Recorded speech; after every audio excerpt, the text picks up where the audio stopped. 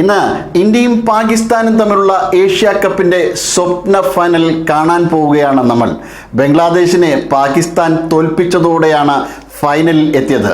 ഇതോടെ ഏഷ്യ കപ്പിന്റെ 41 വർഷത്തെ ചരിത്രത്തിലെ ഏറ്റവും ആദ്യത്തെ ഇന്ത്യ പാക് ഫൈനലിലാണ് നമ്മൾ സാക്ഷിയാകാൻ പോകുന്നത്.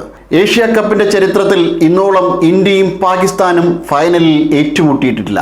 എല്ലാ കാലത്തും ഇന്ത്യയും പാകിസ്ഥാനും തമ്മിലുള്ള ഏറ്റുമുട്ടലുകൾ അത്യധികം ഉദ്യോഗജനകമായിരുന്നു. എന്നാൽ അതിനൊക്കെ അപ്പുറം ഇന്ത്യയും പാകിസ്ഥാനും ഏറ്റുമുട്ടുമ്പോൾ മുമ്പത്തേക്കാൾ വീറും വാശിയും കാണാനാകും എന്നു തന്നെയാണ് പ്രതീക്ഷ. മുമ്പെങ്ങും കാണാത്ത അത്രയും വാശി ഇന്ന് കളിക്കാർക്കിടയിലും രൂപപ്പെട്ടിട്ടുണ്ട്. അതൊരു പക്ഷേ സ്പോർട്സ്മാൻ സ്പിരിറ്റും അപ്പുറമാണ് എത്തി നിൽക്കുന്നത്.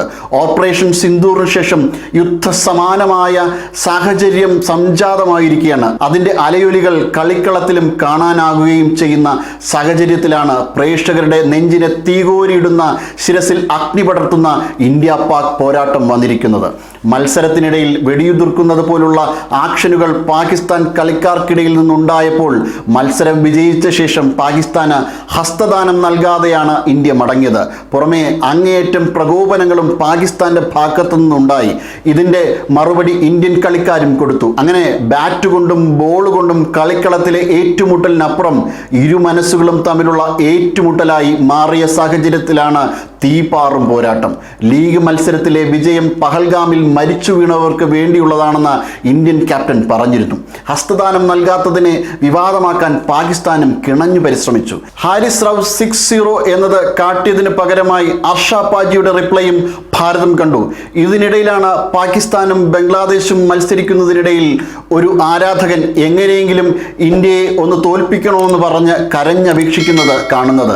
ഈ ദൃശ്യവും വൈറലായി. ഒരു കളി എന്നതിനപ്പുറം മറ്റൊരു വികാരമായി ഇത് മാറിയിരിക്കുകയാണ്. ഇന്ത്യ മുമ്പത്തേക്കാളേറെ 10 മടങ്ങ് ശക്തമായ ടീമാണ്. കഴിഞ്ഞ 2 മത്സരങ്ങൾ പാകിസ്ഥാനെതിരെ ആധികാരിക വിജയം നേടിയ ശേഷമാണ് ഇന്ത്യ പാകിസ്ഥാനെ നേരിടുന്നത്.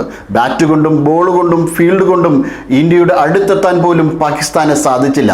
ഈ സാഹചര്യത്തിൽ പാക് മണ്ണിൽ നിന്ന് പോലും പാകിസ്ഥാന് വലിയ വിമർശനങ്ങളാണ് നേരിടേണ്ടി വരുന്നത്. ഏറെ രാഷ്ട്രീയമായും കായികമായുമാണ് ഇരു രാജ്യങ്ങളും മത്സരത്തെ കാണുന്നത്. അവരുടെ മുൻ പ്രധാനമന്ത്രിയും മുൻ ക്യാപ്റ്റനുമായ ഇമ്രാൻ ഖാനിൽ നിന്ന് പോലും പാകിസ്ഥാന് കഴിഞ്ഞ തോൽവികൾക്ക് കണക്കറ്റ പ്രഹരം കിട്ടി. എല്ലാത്തിലുമുപരി ഇന്ത്യയും പാകിസ്ഥാനും എന്ന കരുത്തുറ്റ ടീമുകളുടെ മത്സരം കാണാൻ ലോകവും കണ്ണും കാതും കൂർപ്പിച്ചിരിക്കുകയാണ്. ഇനി കളിക്കളത്തിൽ കാണാം. Zag news, Thiruvananthapuram. നേരിന്റെ വാർത്തകൾ നിങ്ങളുടെ വിരൽത്തുമ്പിലെത്താനായി സാഗ് ന്യൂസ് ചാനൽ സബ്സ്ക്രൈബ് ചെയ്തും ഷെയർ ചെയ്തും ഒരു ശരിയായ മാധ്യമ നിലപാടിനൊപ്പം നിൽക്കാൻ ഞങ്ങൾ നിങ്ങളെ ക്ഷണിക്കുന്നു.